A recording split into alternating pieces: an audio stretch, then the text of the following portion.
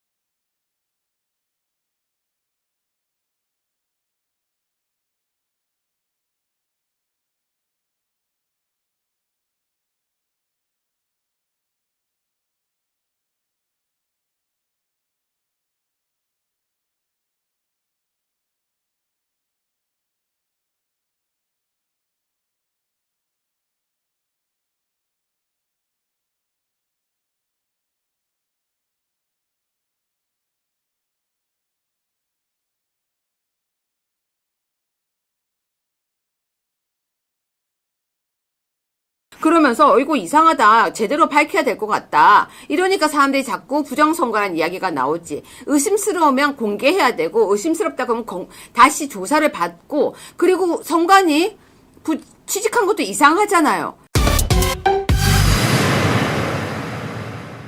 지금 한덕수 총리 결과가 빨리 나오게 되면 윤석열 대통령 각하 가능성이 아주 높아지는 거죠. 그런데요, 우리끼리만 이야기가 아닌 이영돈 PD 부정선거 탐사 다큐가 공개 이틀 만에 100만 뷰를 돌파했는데요. 아시아투데이 뉴스입니다. 여러분 의미 있는 거 제가 보여드릴게요. 그런데 기사가 또 하나 더 있습니다. 17번 뉴스입니다. 이영돈 PD 17번 뉴스예요. 부정선거 다큐 공개 이틀 만에 100만 회 돌파.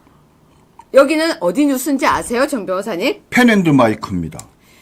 이영돈으로 검색했더니요. 부정선거 다큐 공개 이틀 만에 100만 회 돌파라는 기사가요. 펜앤마이크하고 아시아투데이 두 군데밖에 없는 거예요.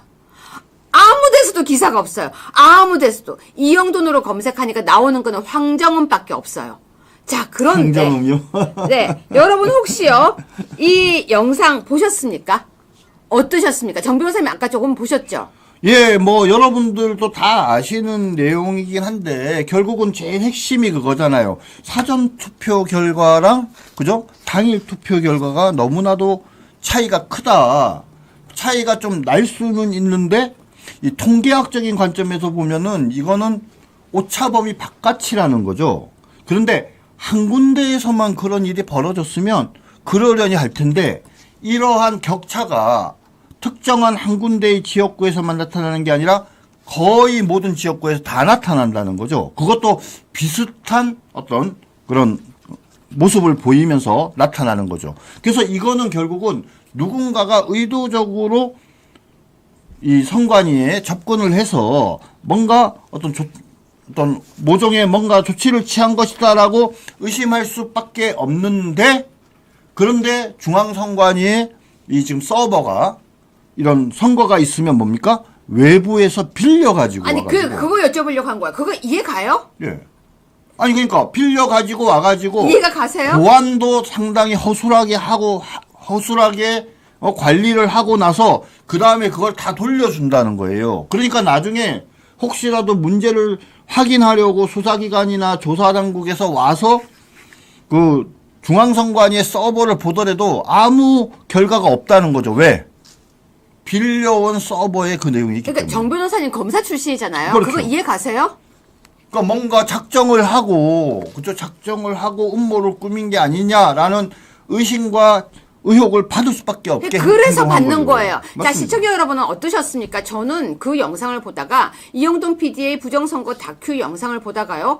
아니 근데 그걸 왜 대여를 해서 쓰다가 돌려주지? 그러면 다시 포맷 시킬 텐데? 그러면은 이게 자료가 없는데? 이거 괜찮은 건가? 이렇게 해도 되는 건가? 라는 생각이 저는 들었어요. 네, 맞습니다. 그리고 이때까지 보던 다른 부정선거 영상보다 이영돈 PD의 영상이 되게 제가 볼 땐 편했어요. 확실히 제가 제대로 만들던 사람이 만드니까 이게 눈에 좀 바로바로 들어오더라고요. 네. 근데 여러분이 볼 때는 어떠셨습니까? 저는 이 부정선거 다큐 영상을 보면서요.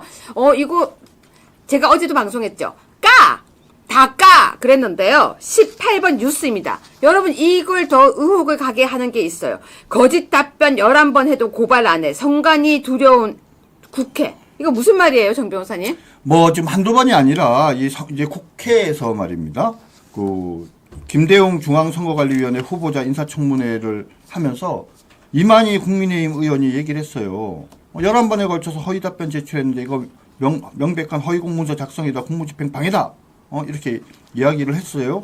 그러면서 이거 고발을 강력히 검토해야 된다 이렇게 얘기를 했어요. 위원회 차원에서. 근데 결국은 고발을 안 하고 후지부지 돼버린 겁니다. 자, 맞습니다, 여러분. 거짓 답변 11번 해도 고발하지 않는 선관위가 두려운 국회라는 기사를 보면서요. 이거 이상하다. 서버를 빌린다고 하는 그 이영돈 PD의 영상을 보면 이것저것 이상한 것들이 눈에 막 보여요. 물론 이거는 제가 만든 게 아니라 이영돈 PD가 만든 걸 제가 본 걸 이야기하는 겁니다.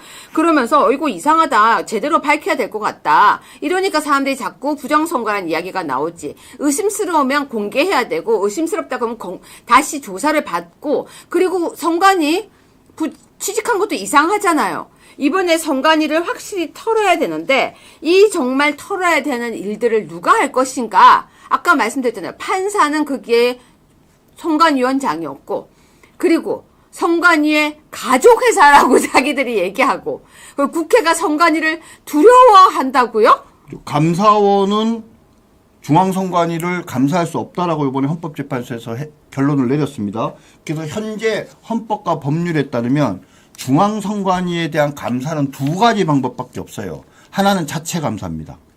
그리고 둘째는 뭐냐면 국회의 국정감사나 국정조사의 과정에서 가능해요. 근데 방금 말씀드린 것처럼 국회의원들은 뭡니까? 선거가 선관위와 직접 관련이 있기 때문에 국회의원들도 똑같이 뭡니까? 이 선관위의 눈치를 보는 거죠. 그러니까 큰 소리로 떠들면서 야 이거 고발 조치해야 된다라고 말을 하지만 실제로는 고발을 못 하는 거예요. 근데 방금 지금 댓글 봤는데요. 제가 이 영상을 끝까지 다 못 봤는데 이런 내용이 나온다고 누가 얘기하시더라고요.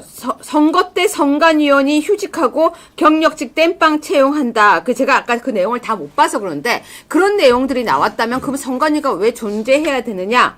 라고 다들 이야기를 하시더라고요. 그리고 지금 댓글에도 선관위는 취해법권 지역이냐 수사하라 그러는데 지금 헌재에서 선관위를 사실 취해법권으로 만든 거죠. 그렇다면 선관위는 누가 조사를 해야 되죠? 선관위 수사는 누가 해야 되죠? 감사원도 못하고 선관위는 누가 건드려야 되죠? 어떻게 해야 선관위가 투명해질 수 있을지 이럴 것 같으면 대한민국에 선관위가 왜 필요한 거죠? 그러니까 선관위가 왜 만들어졌는지는 잘 아실 거라고 생각합니다. 1960년도에 속칭 말하는 3.15 부정선거, 3.15 부정선거가 있은 이후에 선거를 공정하게 관리할 별도의 독립된 기구가 있어야 된다라고 해서 선거관리위원회라는 새로운 조직이 만들어져서 선거 업무를 전담하게 된 겁니다. 근데 뭐 잘 아시겠지만 당시에 국가에 여러 가지 재정적 문제도 있고 여러 가지가 있다 보니까 결국은 중앙선관위원회라는 것을 만들기는 했는데 선거관리위원회를 만들긴 했는데 거기에 인력을 그냥 또 별개로 다시 공무원을 뽑아가지고 하기에는 너무 힘들다 보니까 선관위법을 만들면서 어떻게 만들었냐면 사실상 그냥 법원이 선관위 업무를 관리하는 거와 다름없는 중요한 역할을 그리고 일부 선관위 직원을 뽑는 방식으로 바뀐 거죠.